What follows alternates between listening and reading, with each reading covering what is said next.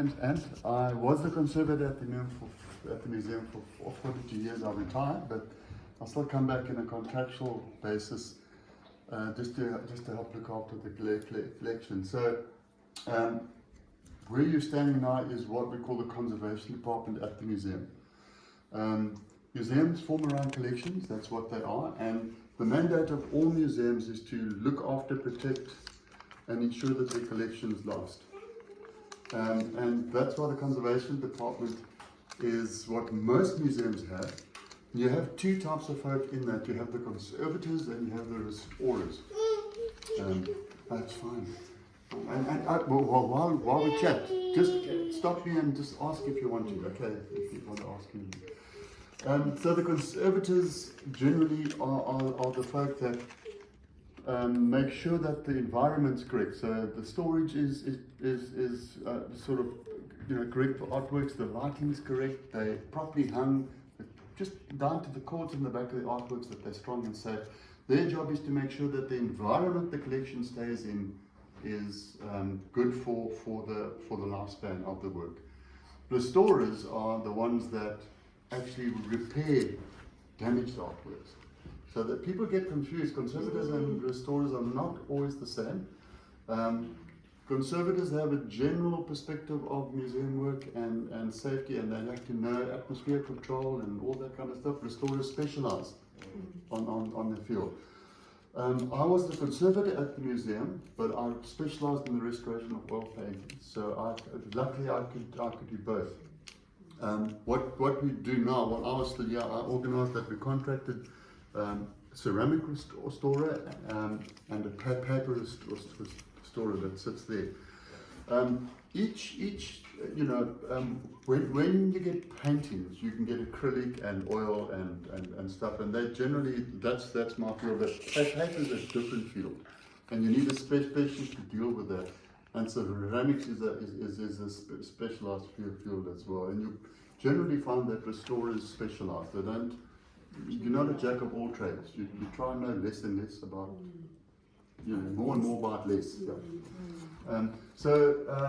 Just at the moment, this work came in while I was here, but it's been such a big job that's taken time.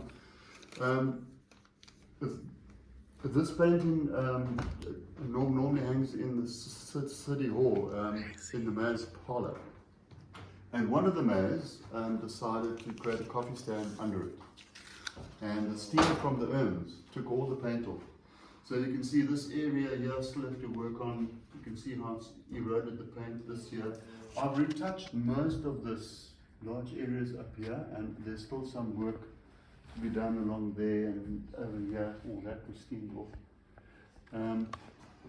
So we're going to go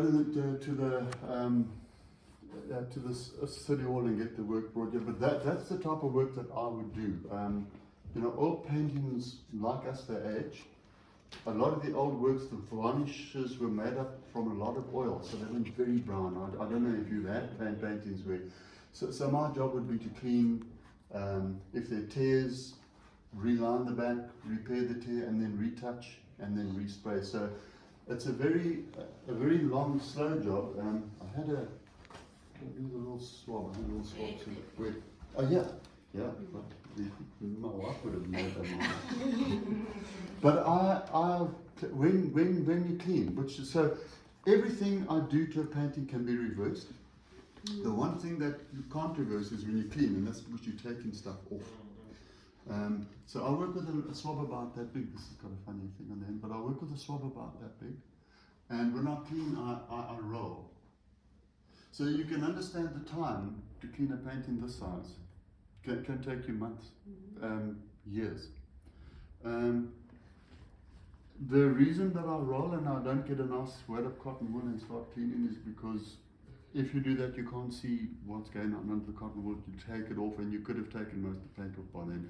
When you roll, immediately, if any paint does move, you can see it on the swab and you stop. So it's a tiny speck before you do any harm. And before one cleans, you do various tests. So your aim is to make sure you clean the varnish and the dirt off the painting and not the painting. Yeah. So it's kind of a very slow, laborious tedious job, but wonderful when you've got a painting not this big, because this takes too long. But I've had so many little oils come in, and you can hardly see what's going on behind them. They're just dark brown, and then you clean them, and this dark varnish comes off, and the colours are amazing, and you end up with a beautifully restored oil that's just brought back back to life. So yeah, any questions so far? Do you know about anything on this painting? I know there's a similar one in City Hall, but yes. a group of people sort of sitting together. Yes. So Frederick painted in the mid to late 1800s. Thomas Baines, those guys, they were sort of contemporary. Whereas Thomas Baines painted a lot of landscape and a lot of sort of city and harbour scenes. I think most of his work we've got are ships in the bay and that.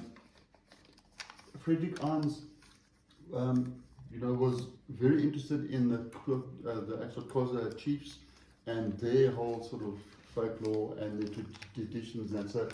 But I think that work done there's also got African folk in the front here, and he actually paid. It's quite nice because he paid attention to the beadwork and the jewelry and stuff like that. And I think the one that's down there is called the meeting of the Xhosa chiefs. I think it's a group of chiefs that.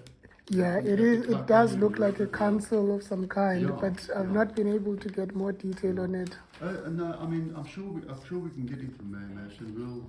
We'll have better information in the history file. So, if you do want more, you must just ask the museum. I'll do that. Thank you. Yeah.